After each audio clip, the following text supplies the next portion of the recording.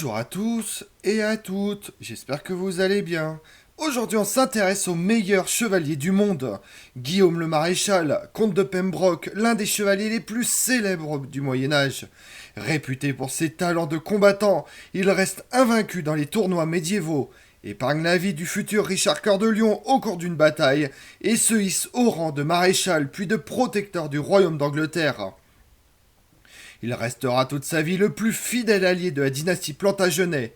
Peu après la mort de Guillaume le Maréchal, Stéphane Langton, l'archevêque de Canterbury, le décrit comme le plus grand chevalier qui ait jamais vécu sur Terre, et ses actes et titres attestent de cette déclaration. Vous voulez en savoir plus sur Guillaume le Maréchal? Venez avec moi. Le meilleur chevalier du monde, de son vivant déjà, Guillaume le Maréchal était une légende. Il est vrai que de guerre en tournoi, celui qui servit tour à tour Henri de Plantagenet, Richard Cœur de Lion et Jean Santerre, a connu un destin exceptionnel. Le surnom de Maréchal remonte à son grand-père Gilbert le Maréchal, maréchal de la cour du roi Henri Ier Beauclerc, charge familiale héréditaire. Guillaume le Maréchal, né vers 1146, et connut sa toute première mésaventure à l'âge de 6 ans, lorsque le château de son père à Newbury fut attaqué par une armée d'Étienne de Blois, roi d'Angleterre, de 1135 à 1154.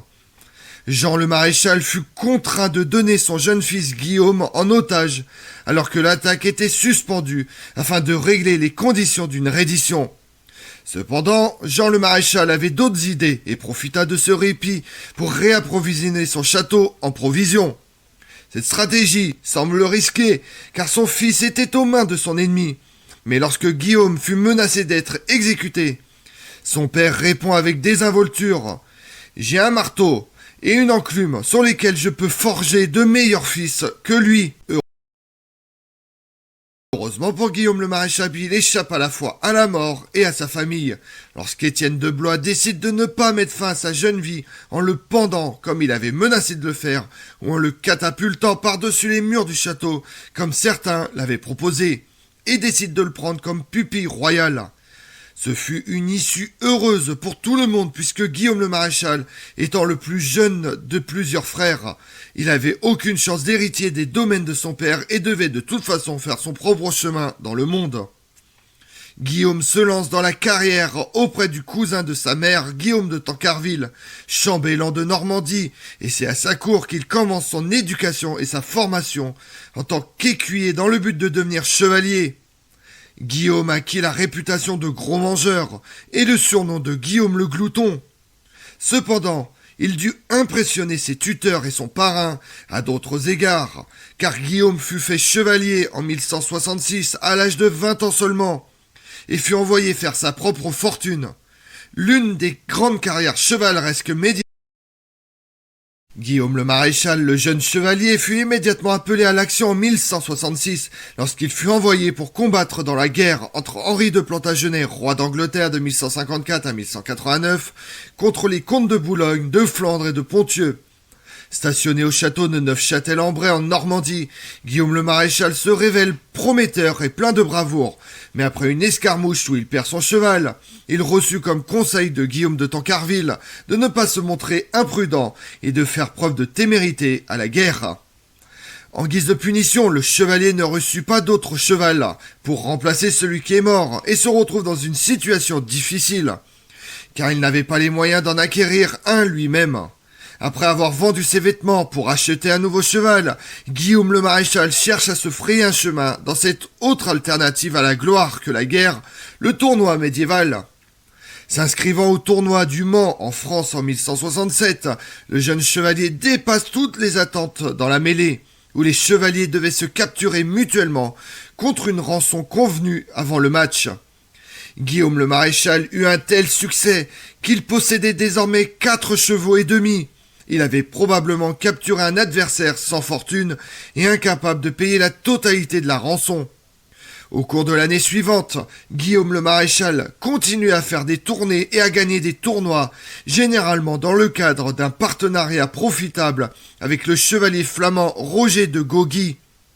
Il y avait des revers occasionnels, comme le rapportent des chroniqueurs.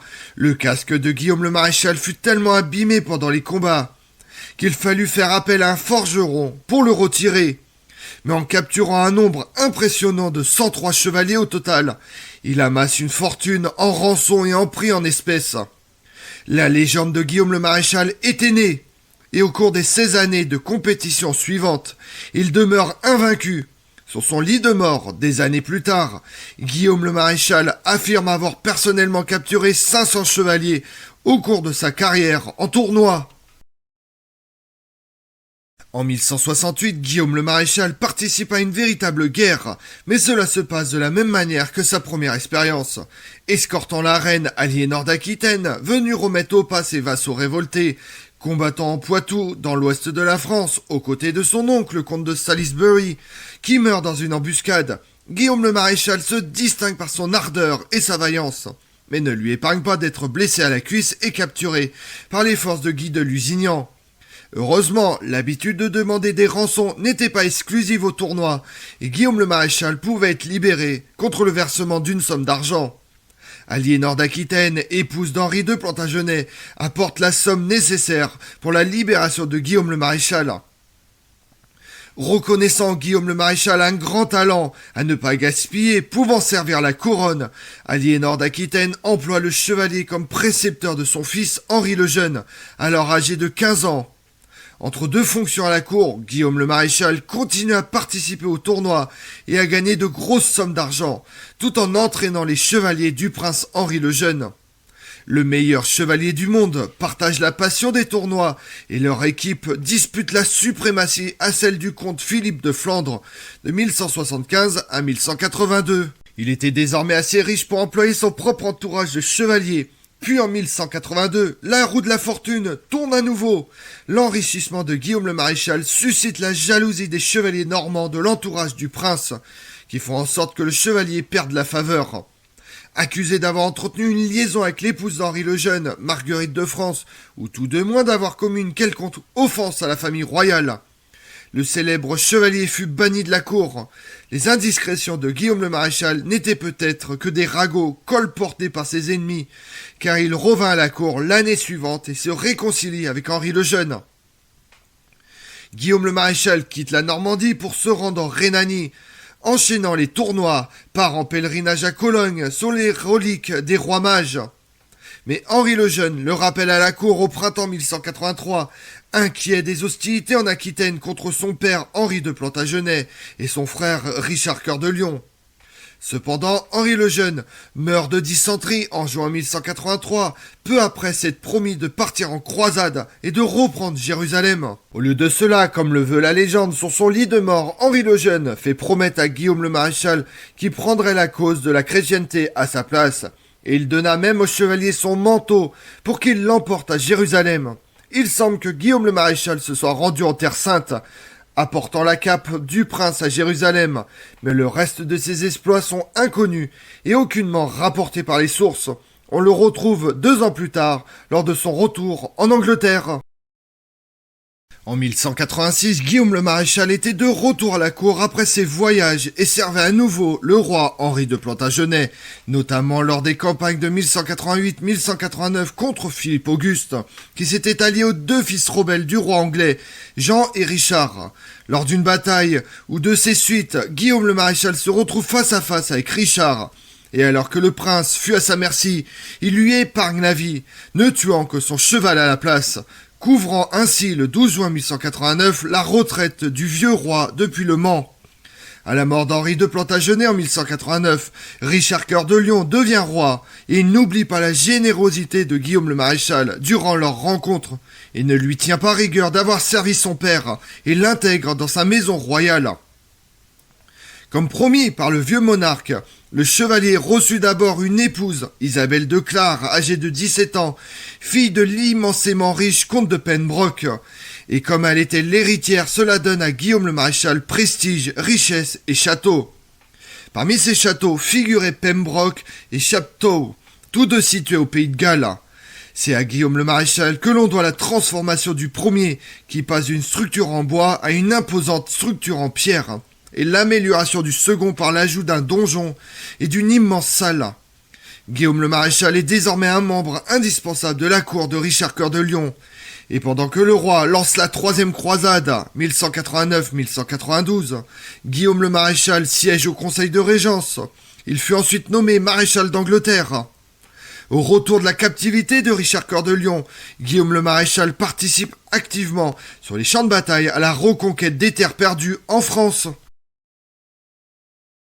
À la mort de Richard Cœur de Lion en 1199, fidèle parmi les fidèles à la dynastie Plantagenet, Guillaume le Maréchal rejoint les rangs de Jean sans Terre, continuant d'occuper de hautes fonctions à la cour. Il reçoit la charge de défendre le duché de Normandie contre les armées du roi de France. En 1203, ayant échoué à briser le siège de Château-Gaillard, Guillaume le Maréchal escorte le roi Jean sans Terre vaincu. Mais au printemps 1205, il perd la faveur royale par son acceptation de rendre hommage à Philippe Auguste pour ses terres normandes.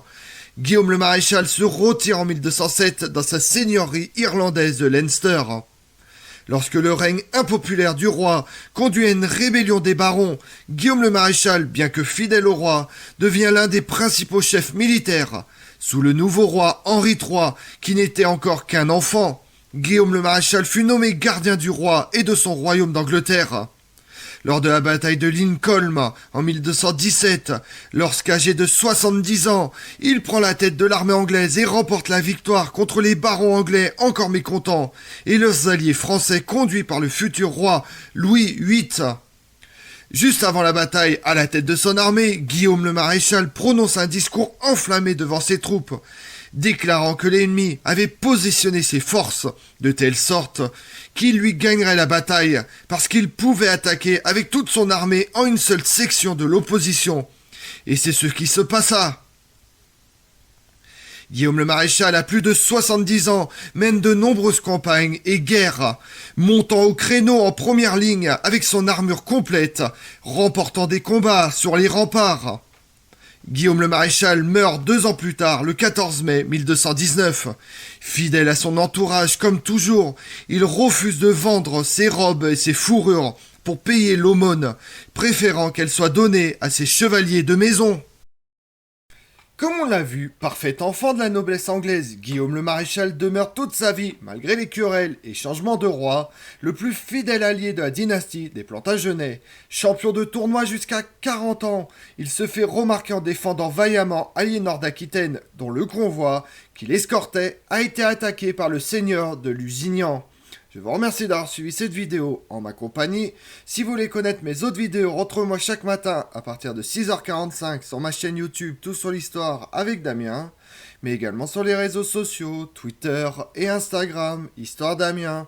Et pensez à liker, commenter et vous abonner. Je vous remercie à tous.